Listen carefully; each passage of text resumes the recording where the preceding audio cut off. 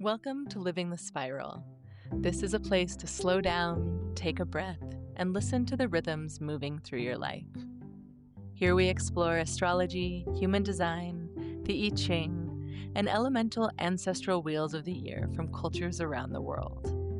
These are old maps and living languages that help us sense where we are in time, what is asking to unfold, and how we belong to something far larger than any single moment. In each episode, we trace patterns in the sky and in the body. We weave myth with lived experience, intuition with practice, and the personal with the collective. Living the Spiral is about learning how to move with change instead of pushing against it. About meeting transitions with curiosity, integrating polarities, and remembering that every season carries its own powerful wisdom. When you begin to listen to the cycles, life starts to feel more connected, more meaningful, and more alive. I'm your host, Alison Dale, and this is Living the Spiral podcast. Hey everyone, welcome back to Living the Spiral. I'm Alison, and I'm so glad you're here. Before we dive into Gemini season, I want to share a little bit about what's shifting in how this podcast is going to be flowing from here on out. I've been doing a little bit of restructuring as Uranus and Gemini would have it, and I think you're going to love it. For a while now, I've been recording episodes for every full and new moon, and I've loved that rhythm. I've really loved attuning to the lunations and what's being birthed and what's being released throughout the course of the month. But I've been feeling a pull towards something that gives a little more room to breathe and more space to actually be in the season rather than tracking the lunations as they click by. I'm moving, instead of the lunations, I'm moving into a monthly structure now with 3 episodes. And the first is going to be what you're listening to right now, which is a season ahead episode at the start of each zodiac season. And it's going to include horoscopes for every rising sign, short and sweet horoscopes, but I'm excited to dive into that. It's also going to include the major astrology transits and dates to watch for the month ahead, and also a walk through the arc of the human design gates that we travel through as the sun moves across the human design mandala. And I have another project called Mandala 64 Walk, which is on Substack. It's a written-only project where I put out an article with creative and somatic prompts, embodiment prompts for each gate as the sun travels through it throughout the wheel of the year. And it's been really fun to put that together in real time and have that delivered to your inboxes during the time that the sun is traveling through a specific gate. So if you're following me somewhere aside from Substack and you'd like to receive those in your inbox, you can subscribe at livingthespiral.com and get more of a moment-to-moment pulse on what's happening based on those solar transits through the gates. But I thought this would be a really good accompaniment to that, doing a month ahead episode that looks at all of the different gates that we're going to be moving through in the way that they flow into each other and change as the sun moves. And of course, bringing in all of the other planetary energies that are going to be coming to light in the month ahead. So I'm really excited about this project. And if you've been following me for a while, you'll know that coming at the season from multiple angles is a whole thing. We have astrology and human design and the gene keys, the I Ching, the body, the elements. All of these are coming together as different tributaries into a larger ocean of the felt sense of what a season actually feels like when you slow down enough to notice it. And so my goal here is never to overwhelm with too many systems or too many archetypes, but really to distill them into the essence of what they are. And so I'm really excited to work with the season ahead and then be able to drop kind of ice cubes from the glacier of these different gates that we're moving through, as well as some kind of bigger picture ideas. I think that we're moving right now through such large, vast changes and such a paradigm shift of the territory that we're in that I've started to introduce another series within this podcast called Magicians, Living the Spiral Magicians. I've done a couple of those so far. Krista Hamilton from Practical Astros was on talking about Uranian magic and being a very Uranian person as Uranus enters a new sign of Gemini. It was a really fun episode to dive into. And then I had Rachel Simon Stark on just a few days ago talking about ancestral magic as she works in the world of ancestral reclamation and healing. And so all of these things, all of these different conversations that I'm having with different magical people in the world really serve to give a bigger picture perspective as far as where we are currently in the spirals of time, and hearing some different ideas and perspectives from practitioners and teachers and wisdom keepers that I truly think that we should all learn from.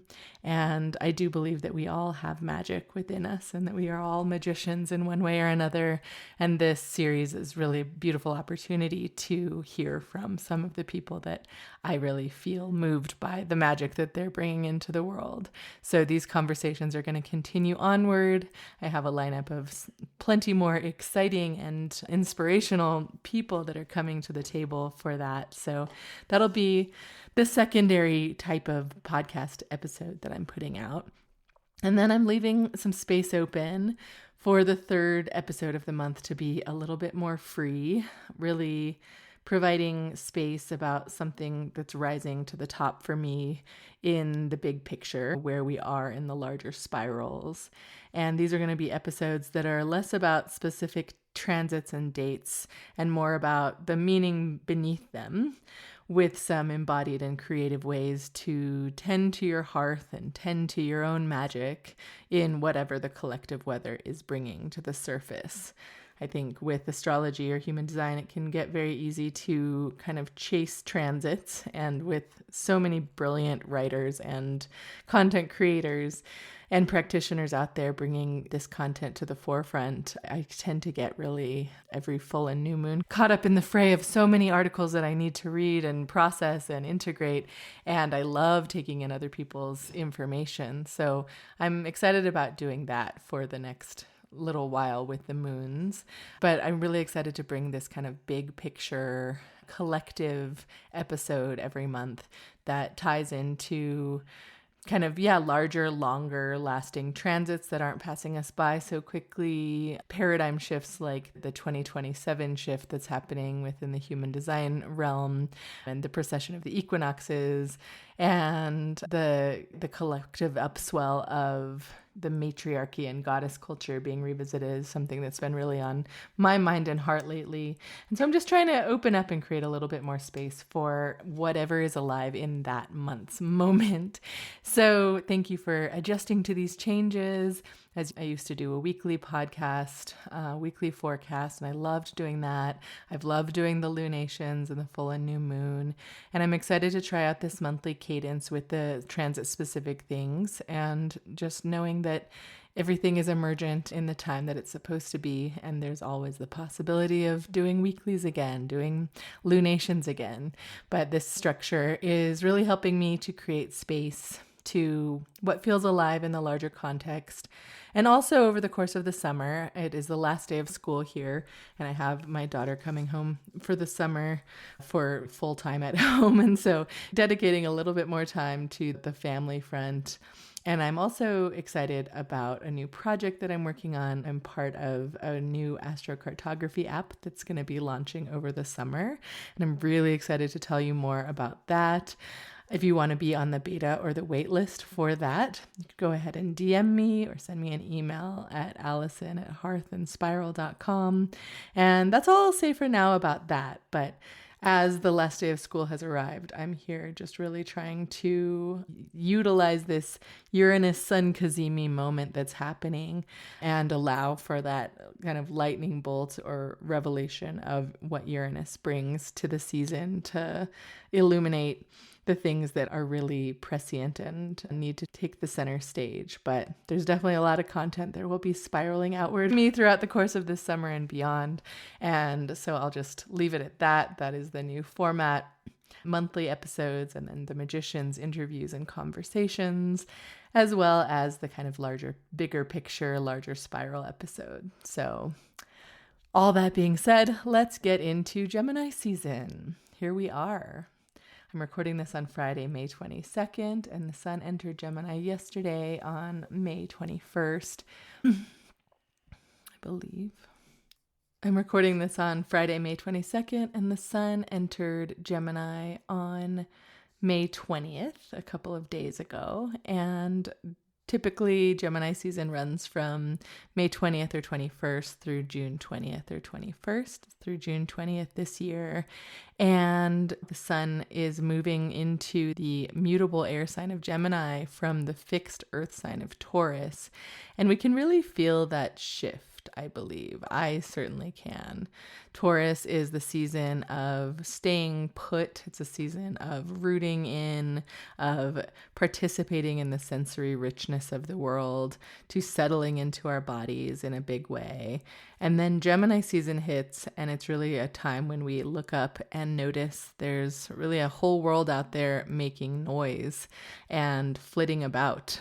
I always think of Gemini season as pollinator season, and I associate the Gemini twins with bumblebees and honeybees and hummingbirds. And I just found out that the World Bee Day was the day before. It was on the 20th of May, which is right when Gemini season was starting.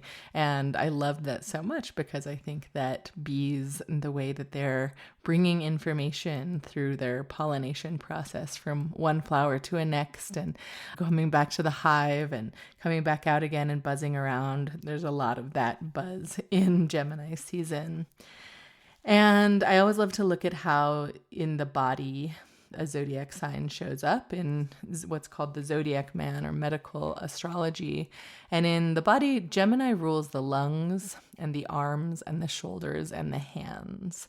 So those are the parts of us that come in pairs, which is interesting because Gemini is the twins.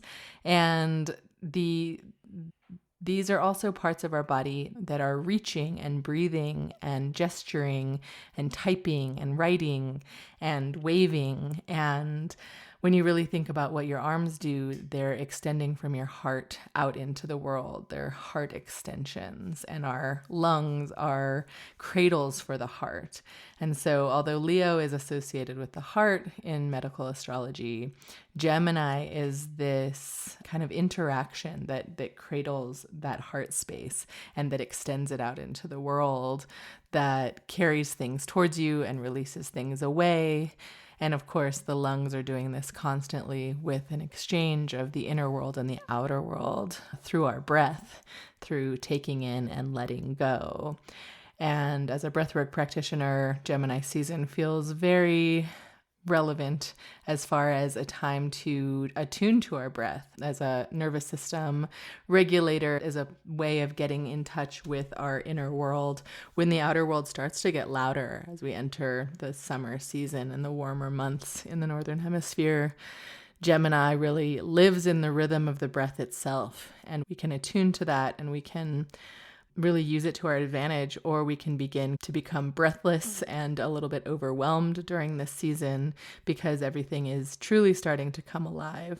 And that's particularly true this year with Uranus just having entered Gemini. And with all of the planets meeting up with Uranus in Gemini, there's a certain electricity to the rhythm and to the pulse and to the buzzing of this season. So that's important to just remind yourself that some slow, resonant breaths with equal inhale and equal exhale can really be a beautiful way to attune to the rhythm of the twins, of exchange, of taking in and letting go, and not spending too much time in one or the other.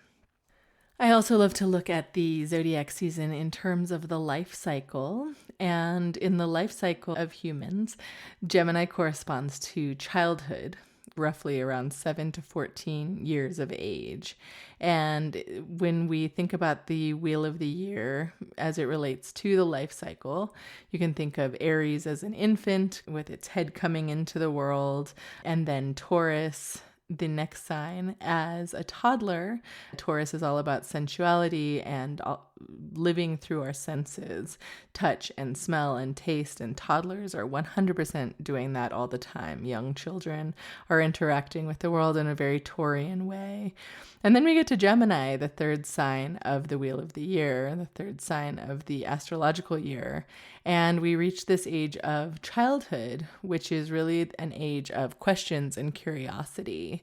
A lot of whys and what ifs. And I have a 7-year-old, so I'm hearing these questions all the time. Just really a deep sense of curiosity about the larger world surrounding them beyond their immediate sensory experiences. It's this age when the mind starts to sharpen through contact with the world, and the social landscape especially becomes really fascinating when you start to be in school. And I've really noticed with my daughter just the shift between 6 and 7 on the emphasis of friendships and how friendships become the most important thing. And family and is also very important, but friendships take this new kind of power, and you realize that the way that you communicate within those types of relationships with your peers is a kind of power in itself. And so that energy is really available to us every Gemini season. In this season of May into June, there's this deep invitation to get curious and ask the questions that we've been sitting on or that have come to us through our sensory experiences as we enter spring. And then we get to this time when we're watching those pollinators buzz around and recognizing what within us wants to express and what we want to get in feedback from other people. So a beautiful season to be reminded of the virtues of childhood and how fun it is to be experimenting on that social landscape. In the elemental realm, Gemini is mutable air in the zodiac, and mutable is the final sign of, or the final quality of part of the zodiac. So it always goes through the series of cardinal, which means initiatory, and then fixed, which is the middle, and fixed, which is the mutable, and fixed, which is the middle sign.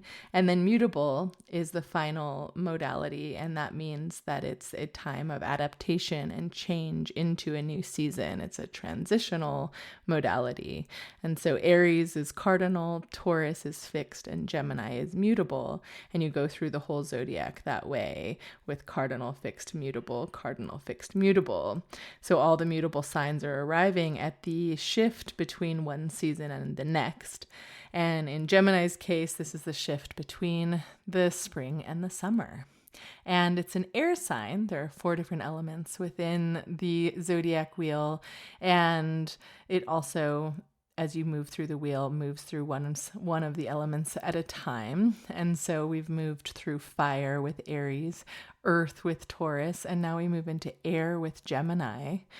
And that is an element that really is about movement. It's about moving ideas and carrying messages and stirring what's become settled. So this time of year, in IRL, in real life, in my world, I'm looking out the window and there's a pretty strong late spring breeze blowing.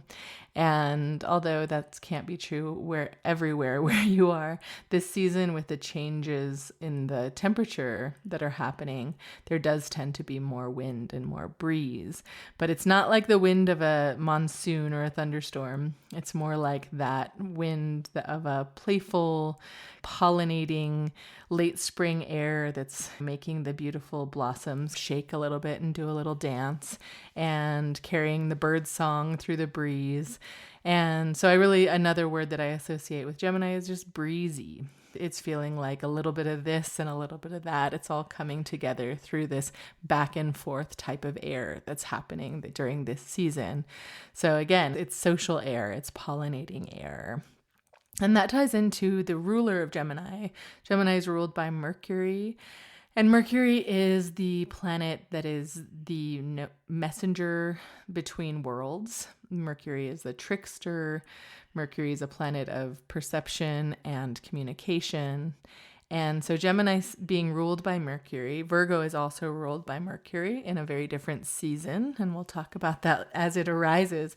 But Gemini as a mercurial sign is really asking us to communicate between two different places and ask about the conversations that want to happen within and among communities.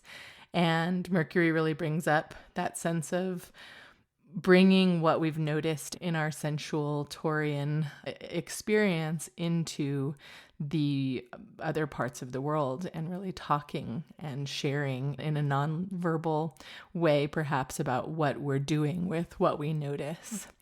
So that's the baseline that I'm going to be using to go through these signs. If you've worked with me in the past, last year through my paid subscribers on Substack, we gathered every zodiac sign and did a beautiful breathwork session together.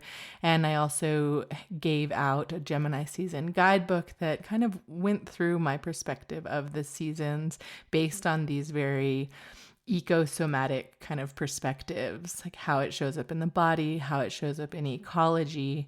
And I find that this is so relevant that no matter where you are in the world, if you're in the southern or northern hemisphere, we can all relate to these different types of energies that are seasonal, even if we live in a place where the seasons aren't as distinct from one another or they're flipped from the other side of the world. There's still this deep human awareness of seasonality as it relates to the life cycle, as it relates to the cycle of a plant, as it germinates from a seed and grows all the way up to a tree and then sheds its leaves and starts all over again. There is a distinct seasonality in the ecology and in the biology of life.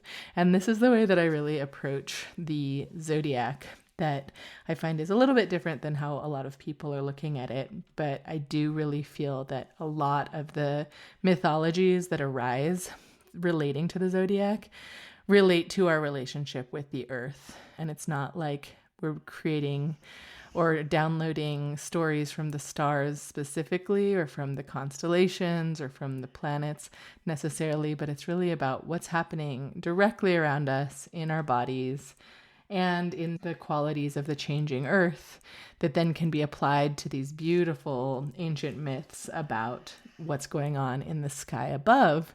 And for me, that really taps into as above, so below, the Hermetic principle, as within, so without. It's when we start to feel the myths within our lived experience and in the world around us of the animals and the plants that we can really make a direct connection to these stories. So that's a big part of what I do for anybody that's new here. I consider myself an ecosomatic astrologer and human design guide. And eco is just really, the environment, the ecosystems that we're a part of, that we're not separate from. And somatic is relating to our perceived experience of being in a body. And both our body and the environment that we're a part of absolutely relate to the myths and stories that our ancestors have told about how that season has shown up for them and how it relates to the constellations that were in the sky above them. And it's beautiful to connect the lived experience of the earth and the life cycle and the elements with these larger myths that can be so culturally specific. I feel like there is a great unifier between them when you look at them first and foremost through a perspective of this ecosomatic awareness. And the myth of Gemini, the story of the twins, is a very old story starting back in Babylon. In Babylon, the twins were known as the Great Twins, this constellation. The Great Twins were Meshlemteia and Lugarira, I believe you pronounce that. They were gods of the underworld who stood at the gate between the living and the dead, between the world above and the world below. These were threshold gods of the liminal space where one world touches another, which really reminds me of the Mercury being this messenger between worlds and Mercury ruling Gemini. And so these two gods in Babylonian lore were invoked at crossings and moments of transition. And there's something in that Babylon origin story that I think can get lost sometimes when we reduce Gemini to the chatty archetype. They're like, oh, they're chatty, they're two-faced, they can't make up their mind. The twins, I don't believe, were ever about inconsistency, but about the sacred art of bringing two worlds together and holding two worlds at once in the way that bees do it when they're pollinating flowers and creating the ability for fruit to form through that fertilization process of pollination, of bringing two different things together. And as the story evolved, the Greeks brought Castor and Pollux into the picture. They are the two twins of the Gemini constellation that most of us know about. And Castor and Pollux are two stars within the Gemini constellation. They were twins in Greek mythology that were born from the same egg. They were both sons of Leda, but they both had different fathers. And Castor was immortal, and Pollux was immortal, was divine. And at one point, Castor died in battle, and Pollux refused to ascend to Olympus without him because he couldn't bear a heaven that his brother couldn't enter. And then Zeus was moved by this devotion, so placed them both in the sky to share immortality, alternating between the heavens and the underworld, and each spending half of their time in the light and half in the dark, so that they were forever together and forever in motion between the two worlds.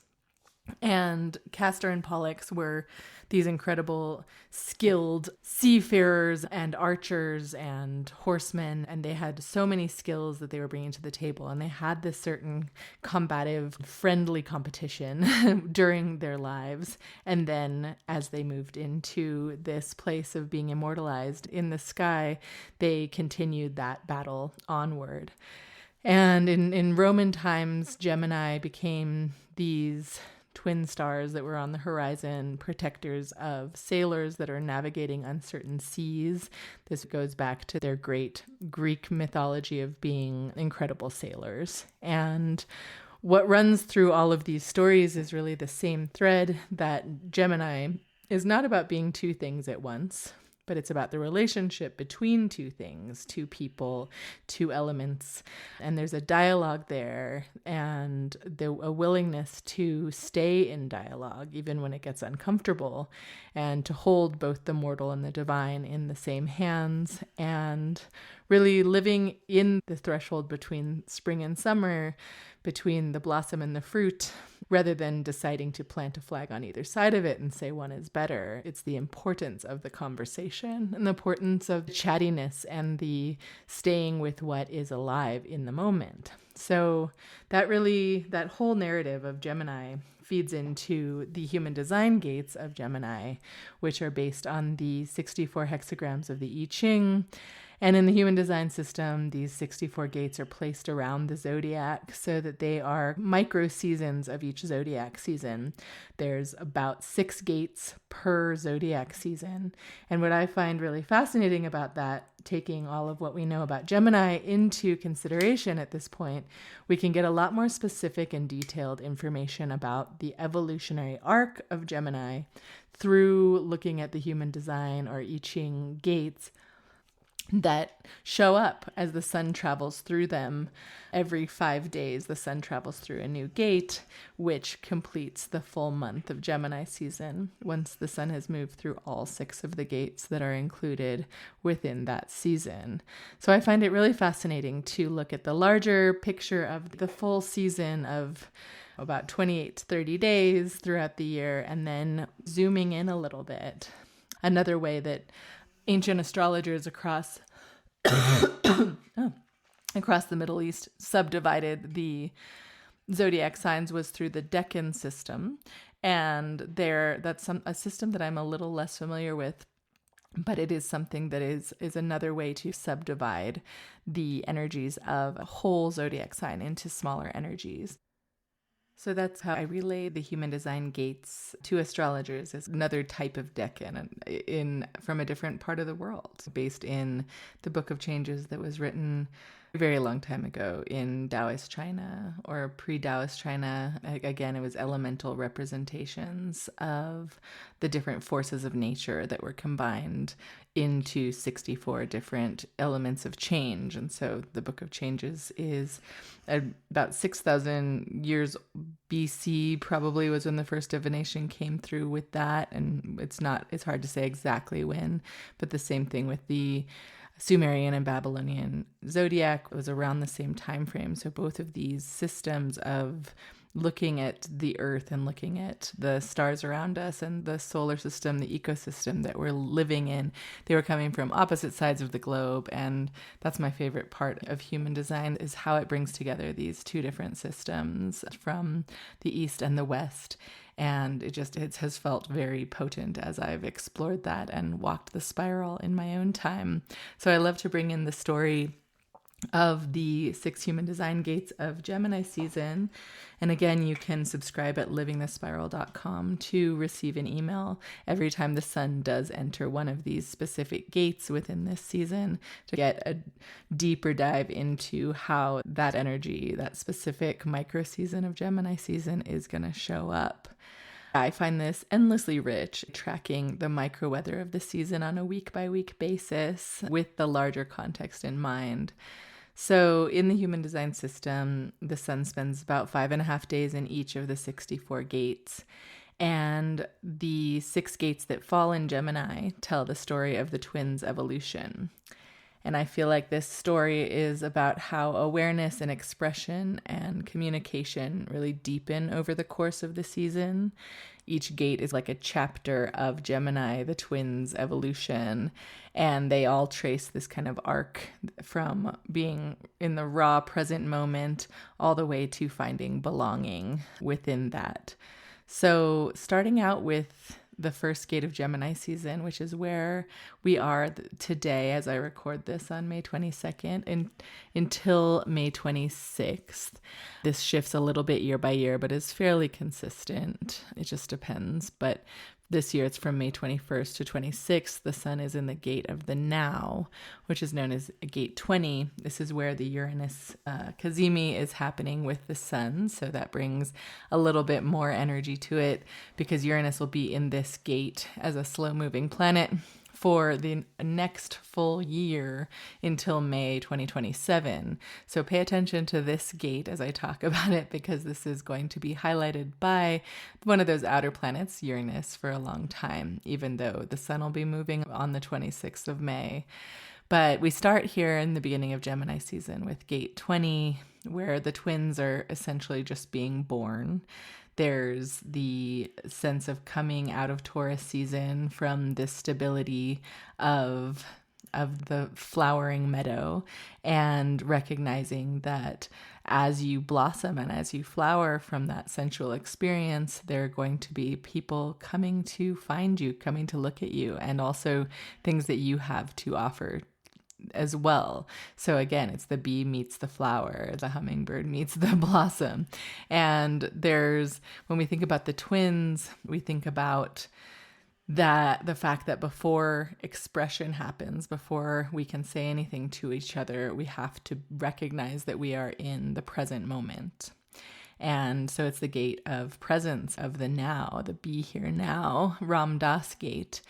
And so gate 20 lives in the throat center in human design, as many of the Gemini season gates do.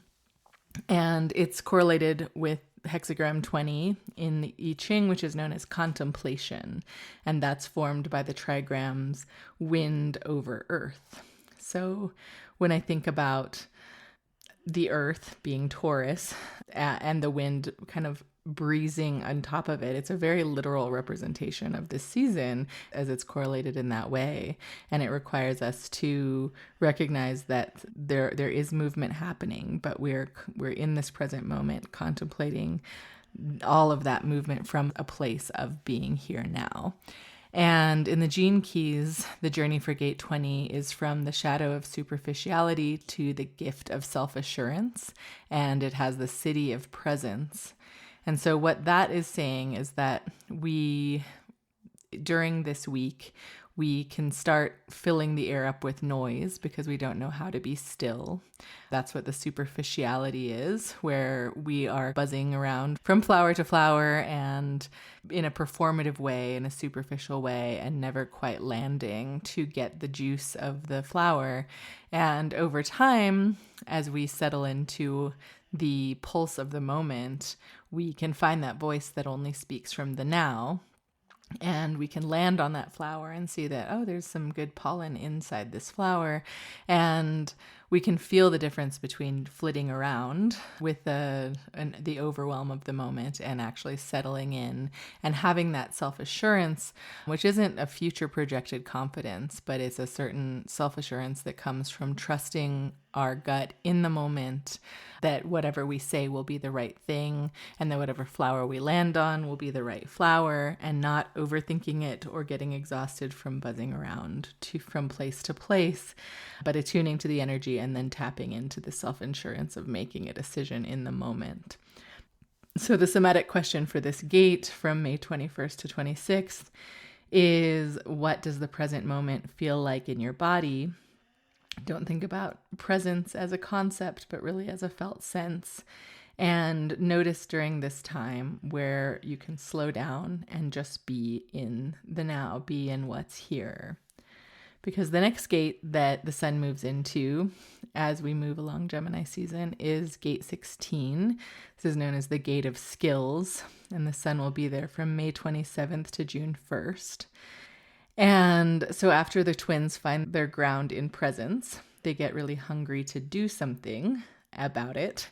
And gate 16 is the gate that's known as enthusiasm and mastery and truly just the joy of the craft. In the I Ching, this is known as enthusiasm, and it's thunder over earth. So it's no longer that kind of breezy presence, but it's now taking that present moment and activating it into an awakening, a certain talent that is awakened from spending enough time in a certain thing that we start to get good at it. And this gate also lives in the throat center, and the gene key arc goes from indifference to versatility to mastery. And when you think of the shadow of this micro season, it is that Gemini shadow energy of fear of commitment and, again, skimming across everything without going deep enough to make a difference, being indifferent, using this bee and flower metaphor again, to where it is that you land. And when you move through that and really let yourself care about a specific practice that you're in, and you let yourself return to it again and again, something really ignites. When with the flower, if you're a bee or a hummingbird, you recognize where the best patch of flowers is that has the best pollen. You're going to keep coming back to that and not just continuing to stay on the surface with the FOMO kind of energy of everything being equally attractive. It's about this importance of finding mastery through staying versatile, but tapping into the certain moment and being devoted to something. If it's a craft that you feel good about doing, then keep doing it. And you'll find out, you'll gain skill by just repeating, doing something that feels good to you in the moment. So it's really about presence being repeated over time. And there's a certain joy that comes from that is very Gemini. It's this light and playful and energized, and not doing something because you have to, but doing something because it continues to give you the juice. And so this gate is a beautiful time to work with any creative practice that you have. If you're a musician or a writer or any kind of creator, the question is what you're being called to deepen into this season, and just trusting. If you're in a moment of loving something, trust that's something that can become a skill for you, and that you don't have to continue to try new things, but that the skill will come from repetition, and mastery comes from the joy of being in this something that gives you that kind of pleasure. And then the middle gate of Gemini season is known as the gate of change. This gate is from June 2nd through 8th this year. And this is All of these words relate so much to Gemini in my mind. Skills, the now, change. And so this is this gate where the twins are growing up and they get restless. They've found their voice in the present moment. They've developed their skills. And then the horizon starts to call them. Gate 35 is all about hunger for adventure, hunger for experience. And in the I Ching, it's known as progress, which is fire over earth, which really is like fire moves quickly over the earth. There's a forward motion where things are transmuting, they're burning and then regenerating. So there's this kind of unfolding energy in gate 35. And once again, it is a throat center gate. So the third throat center gate of Gemini season. But this is about transforming others through our speech and changing our environments, changing our situations through what we bring into the world through our speech. In the gene keys, the shadow is hunger, and that is this certain restlessness that you just move from thing to thing and still feel empty. You don't fully get into something enough to feel the benefits of it. You love beginnings, you love the chase, but you don't love getting to the part that requires a little bit more endurance. And that's oftentimes where the juice comes in, where the fruit comes in. And so it can be this tendency within the middle of Gemini season to feel like you just want more, want to get to the next thing. But the gift of that frequency, if we flip the script from hunger to adventure, adventure is the gift. And it's about meeting life as it is, not thirsting for change as much, but considering every place, every present moment that you find yourself in as part of the adventure, so that you know that you can get yourself fulfilled through that idea of something new, but not having to escape the moment that you're in, because experience itself is the teacher. And there's an expansive quality of trusting that there is an adventure in each present moment. So this gate, this part of Gemini season, right in the middle there, early June, is where the anxiety part of Gemini can show up, those edges that are about information overload and overscheduling, or a sense that you should be doing more.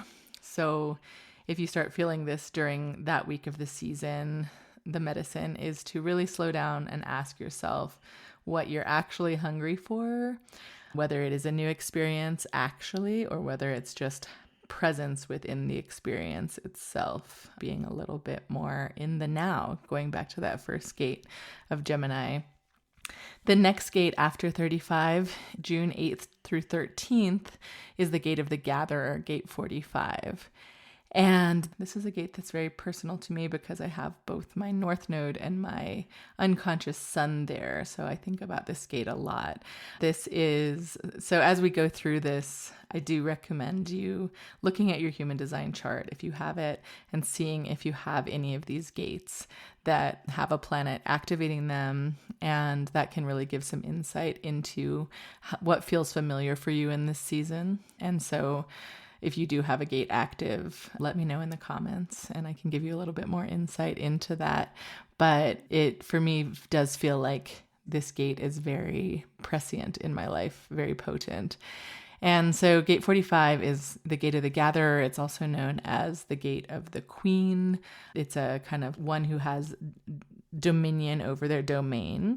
And so it's about the twins having gone off and wandered and adventured and changed, and now they want to bring it all back into a shared community, to gather together and come back to the tribe, bring all of their adventures and all of the things they've learned through all of the skills that they've accumulated, and bring it back into leadership through offering.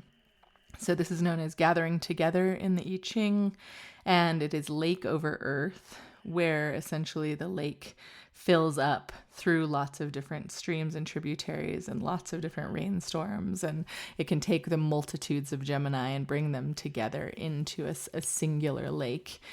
And again, it's a throat center gate, but it's about speaking for the collective, speaking on behalf of the collective, because you have essentially collected data and information from all of your pollination that you've been doing.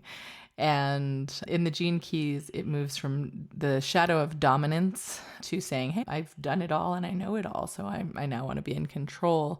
The gift is synergy, and the city is communion. So it really is recognizing that we can lead through attuning to all of those different channels and all of those different skills and all of those different flower blossoms that we've pollinated, bringing it into a singular thread, a singular lake. And it's not about saying that this is mine, but it's realizing that real leadership is true stewardship of a certain place, knowing that you are here to gather and distribute something. So I think it's a beautiful gate, and I think it has a special resonance for anyone who's in a teaching or a community holding a stewardship or facilitator role. And it's a great time to think about the tables that you're gathering at and how you're gathering people together and what it is that you're offering into the circle based on all of the skills that you've gathered. Then the second to last gate of Gemini season is gate 12, which is known as the gate of caution, and that's from June 14th to 19th. And it's really about, we've had a lot of energy so far in Gemini season, going from attunement to the present moment, into skill gathering, into change and adventure, and into gathering together. And then the gate of caution really asks this talkative and communicative sign of the twins to wait and to have a little bit more quietude and know that not every single thing that you have learned needs to be spoken. In the I Ching, this is known as standstill, this gate, which is heaven above earth. So it's solid yang lines above 3 yin lines. And they're basically describing the image. You can really see two forces that can't quite meet. So it's this dynamic of the threshold of Gemini, where you are in this place within this season of having had so much interconnection and now going to this place of needing to stop and reflect about your side of the equation, recognizing that we are in this ever-evolving back and forth, but occasionally it's a standstill, it's a stopping to discriminate a little bit. And the gene key goes from the shadow of vanity, which is that place of kind of recognizing that you are a great connector and that you are an integral part of the community, that you're wearing the crown, you have the skills, you are the queen or king. And it goes from that shadow to the gift of discrimination, where you are not necessarily judging, but knowing just when is right to speak and when it's wiser to hold something sacred, hold something to yourself. And the city is purity, where you transmit everything that you know without language, that with a certain purity of expression that is so refined that it can be felt even when you're in a silent moment. So it's about silencing the chatter at that moment. And it's an emotional gate in the throat, so another throat center gate. And this really means that it should wait during this week from June 14th to 19th. It's about waiting for emotional clarity before we speak. And that is definitely something to consider, that there is a time within Gemini season that is a little bit more about that discernment between what it is you say and who you say it to, even though the whole season at large can be seen as a season of just communication and let's keep going. So this season is really about, caution or standstill is really about just the being in the right moment and expressing yourself using your throat in that right moment. And then the last gate of Gemini season here is on the cusp between, this gate spans between Gemini and Cancer. So this is the summer solstice gate that's happening on the longest day of the year at that still point of the sun's arc. And it's known as the gate of extremes from June 20th to 25th. And this is the first gate of Gemini season that is not a throat center gate. It is the higher heart center, the G center, where this lives, as all of the solstice equinoxes and cross quarter days live. They all live in the G center, as you might have heard if you've been working with me for a while. I do rituals, live rituals on Zoom for my paid subscribers on Substack and anyone else who would like to join for a low cost. I did a spring equinox in Beltane, and the next one will be the summer solstice, this gate of extremes, where we tap into the universal energy of the season that is a heart-centered energy where the collective is attuning to this identity and direction and love all together. So we've moved through this huge throat center energy activation through all of Gemini season. It's been different elements of the throat. The throat is reaching for different places in the body within the human design body graph. It could reach for the third eye center, reach for the solar plexus, reach for the G center, reach for the spleen. There's different ways that the throat can manifest, but Gemini season has had them all. It's been really about living in these different ways of self-expression. And then we reach this final gate of Gemini, and it's in the center of identity, love, and direction. And these moments in the year, the solstices and the equinoxes and the cross quarter days between them, always are a little bit about the question of who am I? There's a lot of kind of finding identity and direction within these pivotal moments within the year. And so gate 15, again, the gate of extremes, makes a lot of sense. It's the longest day and the shortest night. It's very hot this time of year in the Northern Hemisphere. And it's about this contrast and really it's also a time of extremes, like with the peak sunlight. It's a time when there's a lot growing. There's almost tangles of things growing in the garden that are no longer separate from one another. They're reaching into each other's spheres. And so it can be this very extreme time where everything has just like peak life force energy within it, almost to the extent of like too much, where you can think of the sun as such a beautiful life-giving force, but at times it can burn you, right? And so there's that extreme, there's that dichotomy within this gate. And in the I Ching, it's known as modesty, and humility is another word for it, or balance. And it moves in the gene keys from dullness to magnetism to fluorescence. And I think of fluorescence is the pure essence of all the flowers being in bloom at once and everything being just super alive. And during the solstice, dullness is something that can happen when we are resisting the ordinary. We're resisting the modesty of being alive with all the other beings that are being alive, when we want big moments and big feelings and highlights. And we miss the magnetism that lives in the everyday rhythms that we're living through. And so this gate at the end of Gemini season is really about being an integral part of the larger world, and recognizing that we don't need to gain any more skills or control the situation or seek a new adventure. We're just in the moment. So it's similar to presence, but it's a presence that has now been added to with so many more threads of existence. I can't think of anything during this gate except that tangledness of a garden in full fruiting, full bloom. So this solstice invitation is asking you about what is peaking in you, what feels extreme, what feels like it's reaching a culmination in this moment after so much interconnection and so much gathering together of Gemini, so much acquisition of skills and friendly competition. Castor and Pollux have just been running amok throughout the lands, doing all the things that they do. And then it's a time here at the summer solstice to sit in reflection and reverence about what that has culminated into being.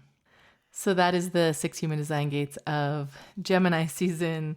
I just love the arc there. Once again, to recap, it goes from presence, the gate of the now, to the gate of skills, to the gate of change, to the gate of the gatherer or the queen, to the gate of caution or standstill, to the gate of extremes. So it's always interesting to make note of when those are showing up. Again, the Mandala 64 walk on Substack at livingthespiral.com is a great way to not take all of that in at once, but to see each one as it plays out on a 5.5 day basis. And really, for me, that's just been the hugest game changer as far as understanding the spirals of time and the cycles of the year, is attuning to that amount of time and seeing how it feels in my body and what's happening in politics, what's happening in the world stage, as well as with me personally as it relates to that energy. And it's pretty profound. So I invite you to join me there, and we'll move on now to some transits to watch through this Gemini season. That those 6 gates are something that happens every Gemini season. So every year you have a chance to return to these energies and see how you have a new understanding of them, or how something has stayed consistent through time. So it's a beautiful practice to work with. And then we have the transits. And the transits are, I'm not going to get into the human design gates of these transits at this point. I'm just looking at the astrology of where the different transits are showing up. But this Gemini season is pretty significant. It's not a quiet season. There's definitely a lot moving through.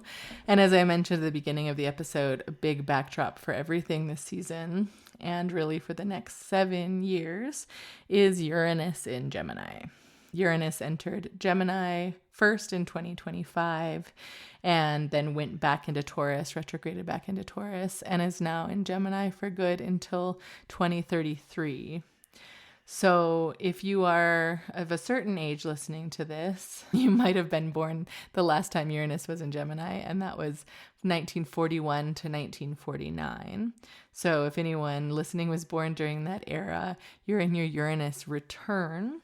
If you were born in the early 80s, like I was, you're in your Uranus opposition time during the time that Uranus was in Gemini, early to mid 80s. And so that's the time when Uranus has traveled across half of the zodiac and is now looking at your natal Uranus from this place in Gemini.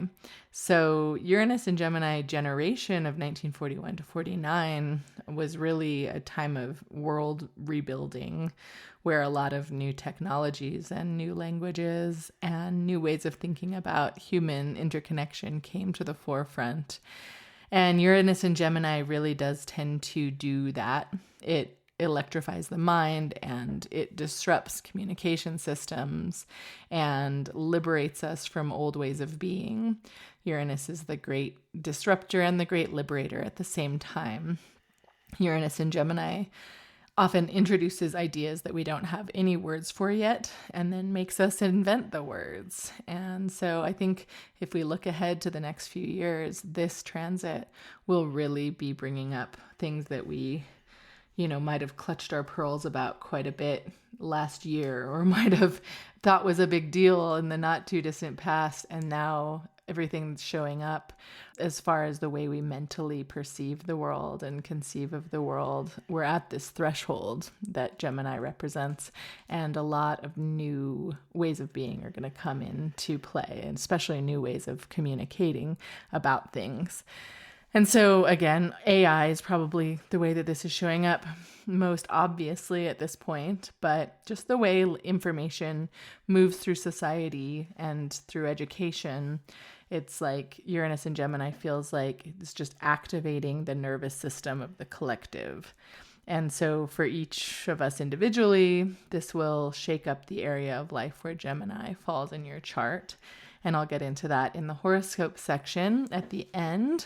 But right now, in this particular Gemini season, Uranus is sitting at the very early degrees of Gemini. And so it'll make some significant moves here May 22nd as I'm recording this, and might get it out today, but might be tomorrow on the 23rd. But there is a Uranus Cazimi at 1 degree and 30 minutes of Gemini, and this happens at 7:24 a.m. Pacific. So to launch off the season, we have a Uranus Cazimi, and that a Cazimi just means in the heart of the sun. It's an Arabic word that means in the heart of the sun. And I think of it as the planet that is meeting with the sun, sitting on the sun's throne and receiving the central light of the sun, it being illuminated from that place. And a planet's energy gets supercharged and clarified, where the energy of what's coming through from that planet is really brought to light at that point. So a Uranus Cazimi is a moment for revelation. This is an insightful kind of transit that can feel like a flash of electricity, a lightning bolt, where something that you might have been circling around for a while suddenly just lands and stops spinning like a top and just is like, here, this is what needs to come through. So pay attention to what downloads arrive for you around May 22nd, 23rd. Write things down, write down your dreams, and have conversations. We are in Gemini season, so it's about chatting and talking out what it is that's coming through. And it's happening again in gate 20, the gate of the present moment. So it's about being self-assured enough to say, this moment matters, and really being moved by what comes through at this moment. So I really see it as a time when patterns that might have been a little bit convoluted or all over the place kind of start to become readable, like a new code is coming into the vernacular. So just watch what enters the collective conversation around this time out in the world, as well as what's happening in your personal life. You can ask yourself on the Cazimi day about where you've been playing it safe too much in a way that's really just suppressing something that is wanting to come through for you. And just thinking about what wants to be liberated or disrupted. If something's already loose in your life and you shake it, it's like a screw's loose, and you know that it's about to fall out, it's a good time to just see this transit as shaking the thing so the screw fully falls out, and then you can move forward from there. So happy Uranus Cazimi. The next transit that we'll talk about on May 25th, Mars is squaring Pluto. Mars is in Taurus and Pluto's in Aquarius at 5 degrees and 25 minutes. And Pluto is retrograde, but they're creating an exact square there at 9:02 p.m. Pacific on May 25th. And so this is just a few days from when I'm recording. Squares are the type of aspect that is about friction or tension, and between these two planets, which are both kind of intense planets, we'll say, Mars is about moving forward, assertion and aggression and forward action. And then Mars being in Taurus is a kind of a slow and determined and embodied forward action that can be like a bull just charging ahead, that can be either unstoppable when it's aligned or really frustrated and digging in its heels when it is not in alignment. And then Pluto in Aquarius is this long-term transit that's asking all of us to examine the systems and structures of the way collective power is organized. So the square between Mars and Pluto on the 25th is bringing up tension, bringing up themes around power and force and the collective structures that we're living in. So it can surface buried anger or buried desire around resources, which Taurus represents, and the body and our values. And that can be up at a head against the way the collective is going. So it really does feel like what we're being exposed to and shown from the underbelly of the collective, of the underbelly of technology, the underbelly of the systems and structures that we've given our power away to. Mars in Taurus can really bring that into an embodied sense of frustration and anger and just desire for change surrounding something bigger, and a feeling that what can I really do as an individual? And so the invitation with this transit would be to let that pressure and that tension show you how you can redirect that methodical bull-like force to just continuing to plot ahead.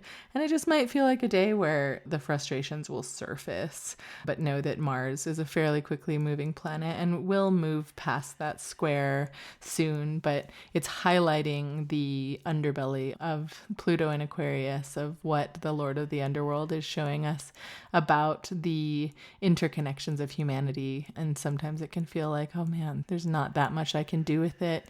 So there's that tendency again to dig in our heels and just be stubborn in a state of anger. But I think that letting that move through on the other side of anger is care.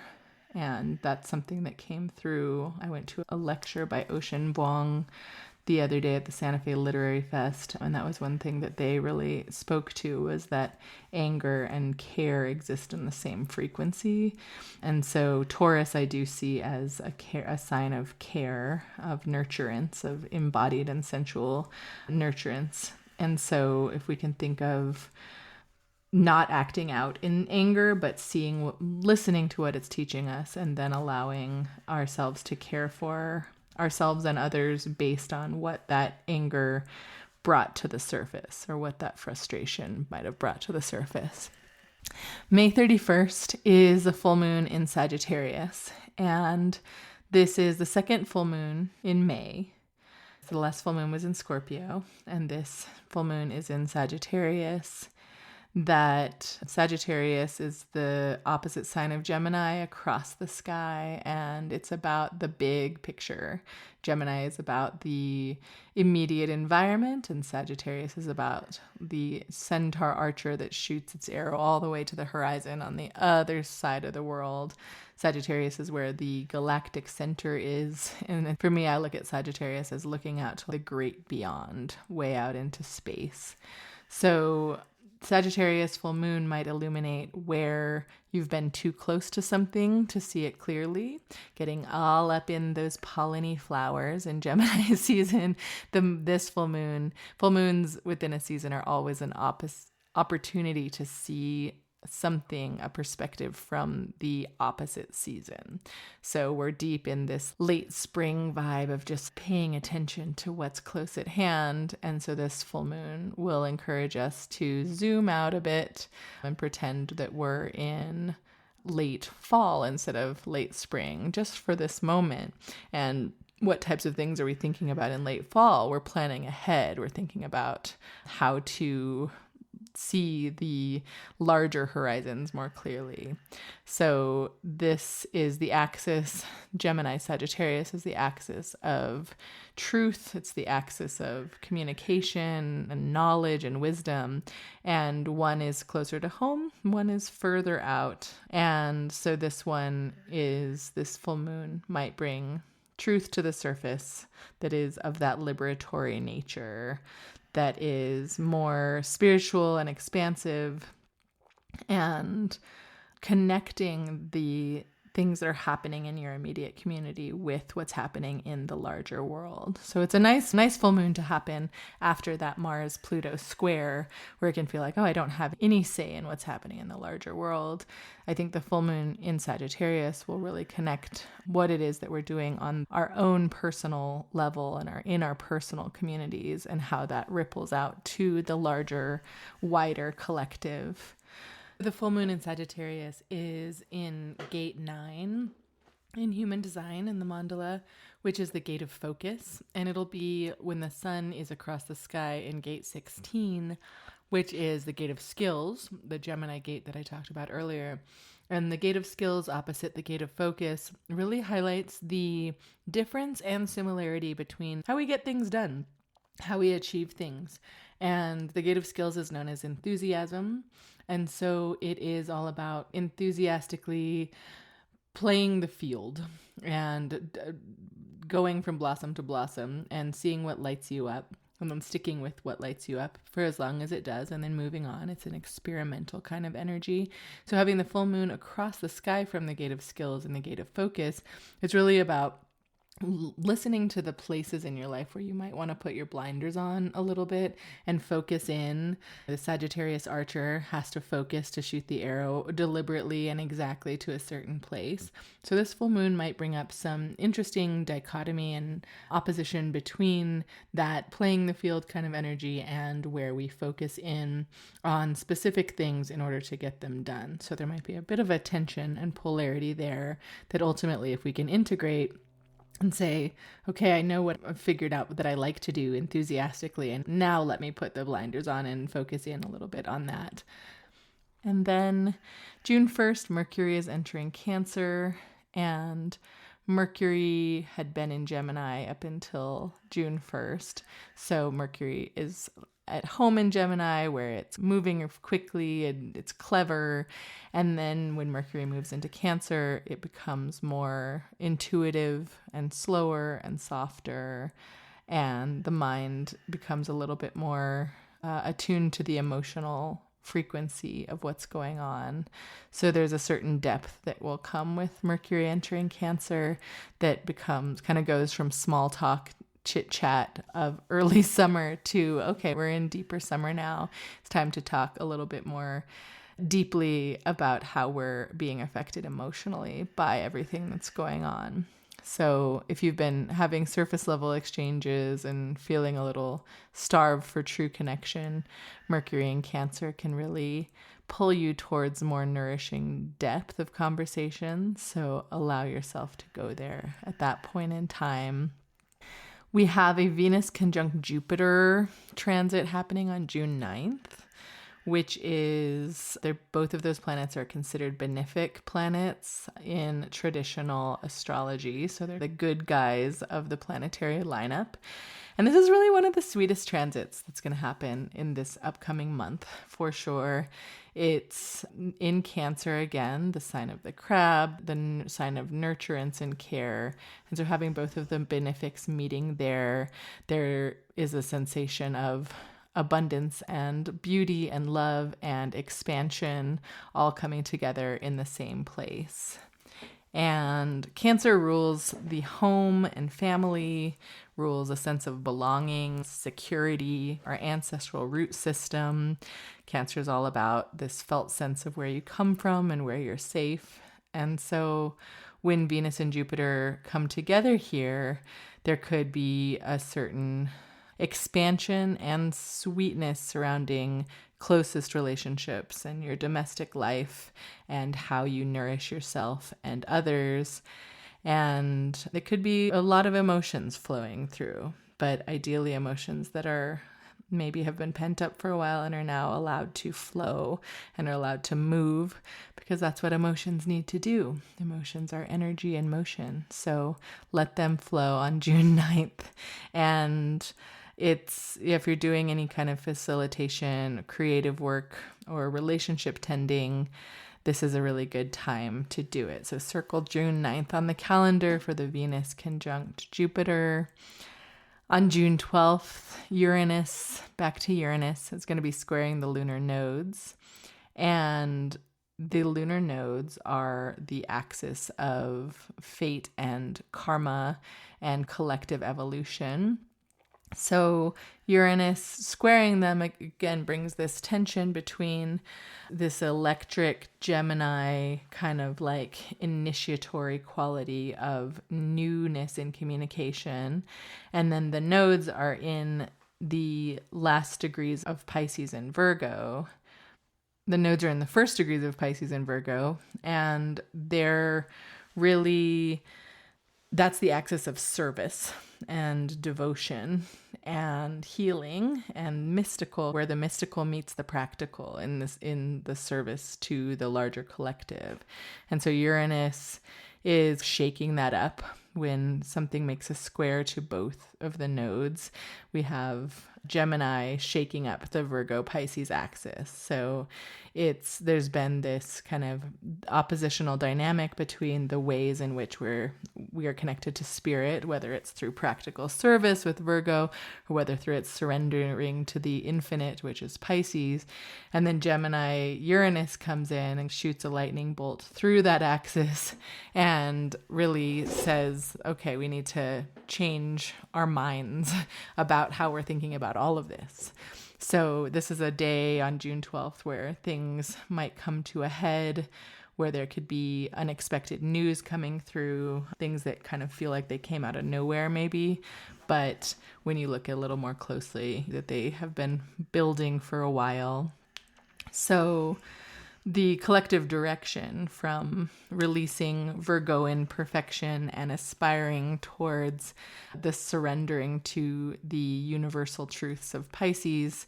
This is just a moment in time where Uranus and Gemini is going to be shaking up any assumptions about your hunger or your purpose for that spiritual unification. And it's saying, okay, there's something that we need to consider about how the way we're communicating is affecting that larger desire. And then a couple more transits. June 13th, Venus enters Leo and moves from Cancer into Leo. And Venus in Leo is a time of shifting from that Cancerian, more kind of intimate, sweet, domestic type of love and beauty and affection. And now it's time, Venus is going into a sign that's more about warmth and play and celebration and being seen. So Venus in Leo is creative and shiny and generous, and we're moving into the middle of June there. So it's about allowing yourself to celebrate a little bit more and take a few more risks in your creative life, or in the sense of your own beauty and aliveness. So you can have a little bit of a boost on the public front or on the stage when Venus is in Leo, and bring a little bit more fun into your life at that point. The supermoon in Gemini is happening June 15th, and this is a new moon that it's hitting on themes of communication, again, of the revolution, of how we can upgrade our thought patterns and notice where our mental models have really gotten stale, or where we've been repeating the same thing over and over again and getting the same results. So it's very much a think differently new moon. It is a great time to plan intentions surrounding how you think and how you communicate and how you pollinate what it is that's alive for you out into the larger world. This new moon in Gemini is falling in the gate of caution, gate 12 in the human design mandala. And so if we're thinking about how we communicate, the gate of caution is really an energy of speaking from the heart in an individual way. It's a throat center gate, but it can express through the way things are said rather than just what is said. So when we're thinking about how we communicate during this new moon and setting intention around how we communicate, it's around thinking about how our emotional approach to our communication is something that comes through as well as our words do, and our body language is important here. And so if you're in a social setting during this new moon, you might have a little bit more social consciousness around what it is that you're saying and how you're saying it are affecting other people. And the gate of caution definitely will allow whoever's feeling this energy to communicate without speaking. There's a strong nonverbal communication element to this new moon. And on June 19th, the final transit I'll talk to here, the couple days before the season of Gemini is over, Chiron, the wounded healer asteroid, is entering Taurus. And Chiron has been in Aries for quite some time. So moving into Taurus is a big transit. Chiron is the wounded healer, who's an archetype that of someone who was wounded that cannot heal the wound, but that wound ends up becoming the wisdom. So it's a place in us where we're very tender, and through our tenderness, we can reach a state of compassion and access our gifts. Chiron has been in Aries since 2018, and so moving into Taurus, Chiron will be there until 2034. So Chiron is this celestial body that is between Saturn and Uranus, this middle point between the inner visible planets and the outer planets. And so Chiron is very important. I work with Chiron a lot, and I'll definitely be doing an episode that's specifically about Chiron in Aries into Chiron in Taurus, and how that will change how we can take advantage of the things that are shadowy or that have wounded us, and really work with that alchemy to become a wise and compassionate being related to those wounds. And it's very different for the collective as it shows up in Aries versus how it shows up in Taurus. And so we know that all of the outer planets are in fire and air signs: Aquarius, Pluto in Aquarius, Gemini. We have Uranus and Gemini, and Neptune and Saturn in Aries, so all fire and air. But Chiron moving into Taurus will provide a certain grounding, stability, about alchemizing all of that into a place of understanding and great wisdom and teachings from the place of woundedness. So I'll definitely be doing an episode about that at some point in the near future. So in Taurus, Chiron works with the Taurian themes of embodiment and pleasure and how we resource ourselves and how the world is resourced. So we can expect collective and personal healing work to come through somatic embodiment over the next several years, and through wounds about belonging, wounds about the body, wounds about material insecurity and scarcity, and the gifts within Chiron being in Taurus are about having trust and gentleness upon ourselves surrounding those wounds. So right as Chiron enters Taurus, the sun will be entering Cancer. And so those feel like very similar kinds of energies in a certain way, about learning to receive from the earth and from the water. There's a lot of planets in the sky that are in fire and air right now. And so having the earth and the water activated by the sun and Chiron is about being in your body, nurturing yourself, caring for yourself. And that's a beautiful way to enter Cancer season. That concludes the transits that are happening this month. Of course, there's lots more aspects that are happening between the different planets, but those are the main ones that I wanted to point out. And so Gemini season is pretty potent. We have a very mentally active season, and it is a time to really find your breath and use your arms and your lungs and your shoulders to tap into your childhood, to tap into children and the wisdom of children, the way that they navigate through the world and play. I think play is such a huge theme for Gemini season, always. It's definitely also a season of that mercurial threshold between the here and the now and what's out there. So messaging between different worlds is a huge theme this month.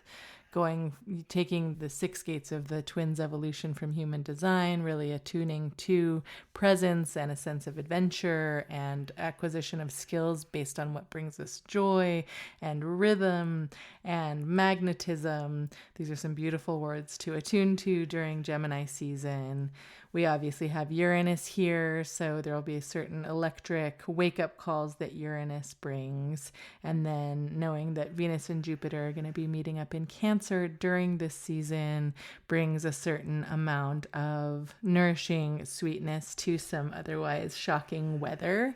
It's just like a little balm within the electrical storms that are happening here of rapid-fire changes of communication, tapping into that Venus-Jupiter on June 9th to create that crab shell of nurturance that we can remember to, that we can always attune back into. And so I will be recording some rising sign horoscopes here, but since this has gotten to be as long as it has, I'm going to do that in a separate post, as separate episodes. So I think that's a good way to do it. I will be coming out with the kind of overview for the season ahead, as well as rising sign horoscopes, but have them into separate episodes and posts. So stay tuned for those and how all of this celestial weather will tap into your personal life and what areas of life that they will show up for you. So this season is really about how we speak and how we think and how we show up in the small moments, how we let ideas move through us, from our hearts to our hands, from the world around us, our breath to our lungs. And the twins are really here to teach us that it's okay to exist in multiple places at once and to travel between the two and to stay light on our toes. It's a time of connecting life with life, moment to moment and heart to heart. And I really do feel like there's so much potency in this season that, we attune to that childlike quality, to that hummingbird quality, and really hold those with an endearment. Then we can really make a lot of beautiful honey out of this season. So this season, I would say, think about your voice, think about your throat, think about how honest you're being in your speech and what is truly coming through the words that you're saying and the other vibrations that you're putting out into the world.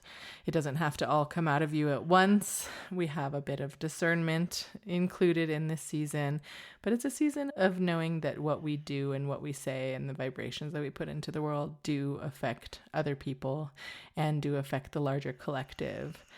So thanks so much for being here with me on this Gemini season episode. And if you want to go deeper into this, I do have a Gemini season guidebook that is available for sale. I'll post it on my Substack at Living the Spiral, and it'll be in my shop at hearthandspiral.com. So this is a lot of this in written form, plus some somatic practices for the season and elemental and body correspondences that we touched on today, as well as all of the human design information. So they're fun workbook guidebooks to have on your shelf for each season. And if you are a Gemini, happy birthday season. If you have Gemini placements that you identify with, this might be a book that would be helpful for you as well. So I'll put a link to that in the show notes as well. And if you'd like to go deeper beyond the rising sign horoscopes into how this season and the current transits are affecting your birth chart, I do offer readings, astrology and human design combination readings, and I have a list of the different types of readings that I do on my website. So link in show notes to that as well. My website is hearthandspiral.com. My books are open for the month ahead. I would love to talk to you about your chart and what's alive for you in this moment and stay in the conversation. So I'll be back soon with more of Living the Spiral Magicians interviews and some big picture episodes. And of course, the Mandala 64 walk on Substack, where you can follow along with each of the human design gates through Gemini season. So that is all free. Sign up for that there at livingthespiral.com. And thank you so much for being here. Have a beautiful season ahead.